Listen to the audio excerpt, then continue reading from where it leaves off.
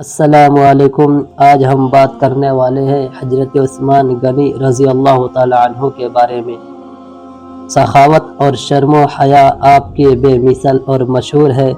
کس طرح آپ مسلمان ہونے کے بعد ہر جمعہ کو ایک غلام آزاد کیا کرتے تھے، اور کس طرح آپ نے 25,000 درہم میں میٹھے پانی کا کنواں بھی آپ نے خرید کر اللہ کے نام پر وقف کر دیا تھا، اور کس طرح 25,000 درہم کی زمین خرید کر مسجد نبوی میں شامل کر دی تھی۔ ویڈیو میں آگے بڑھنے سے پہلے آپ سے گزارش ہے کہ ویڈیو اگر پسند آئے تو لائک کرے اور چینل کو سبسکرائب کرے۔ حضرت عثمان بن عفان رضی اللہ تعالی عنہ قریشی ہے، اور قریشی لوگوں میں بڑے صاحب عزت اور صاحب دولت تھے۔ سخاوت اور شرم و حیا آپ کی بے مثل اور مشہور ہے۔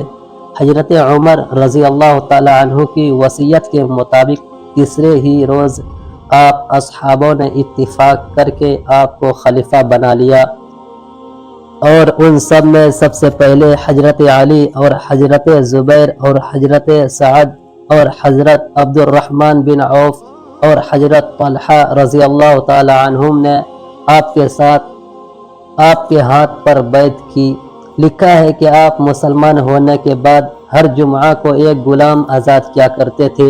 اگر کسی جمعہ کو ناگا ہو گیا تو اگلے جمعہ کو 2 غلام آزاد کیا کرتے تھے، اور غلام آزاد کرنے کے ثواب میں رسول کریم صلی اللہ علیہ وسلم نے فرمایا کہ جس مسلمان نے غلام کو آزاد کیا، اللہ تعالی اس غلام کے بدن کے ہر جوڑ کے بدلے آزاد کرنے والے کے ہر جوڑ کو دوزخ کی آگ سے بچائے گا۔ ہاتھ کو ہاتھ کے بدلے، پاؤں کو پاؤں کے بدلے، شرمگاہ کو شرمگاہ کے بدلے۔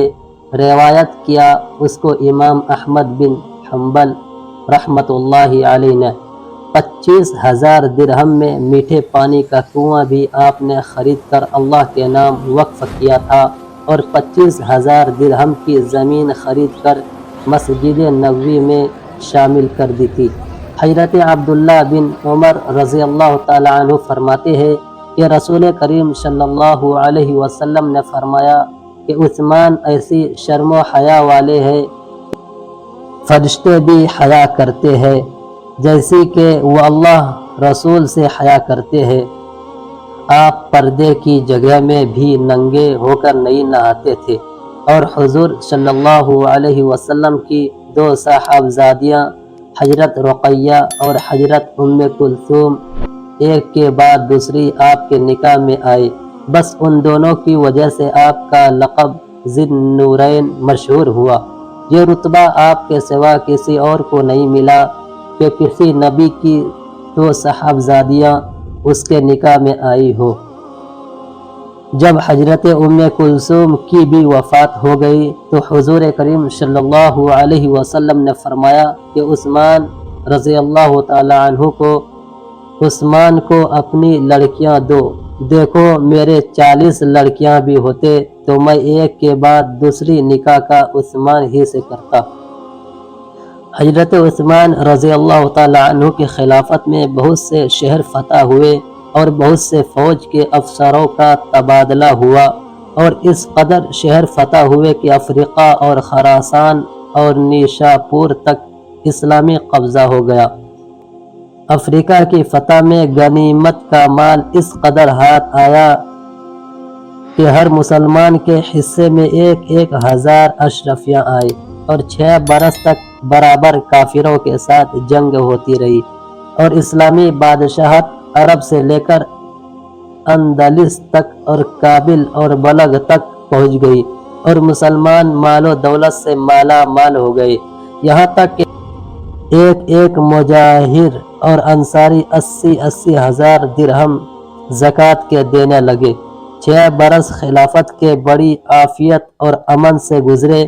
اس کے بعد مسلمانوں میں مالداری کی وجہ سے جھگڑے فساد کھڑے ہو گئے، جیسا کہ حضور کریم صلی اللہ علیہ وسلم نے ارشاد فرمایا کہ مال میری امت کا فرعون ہے۔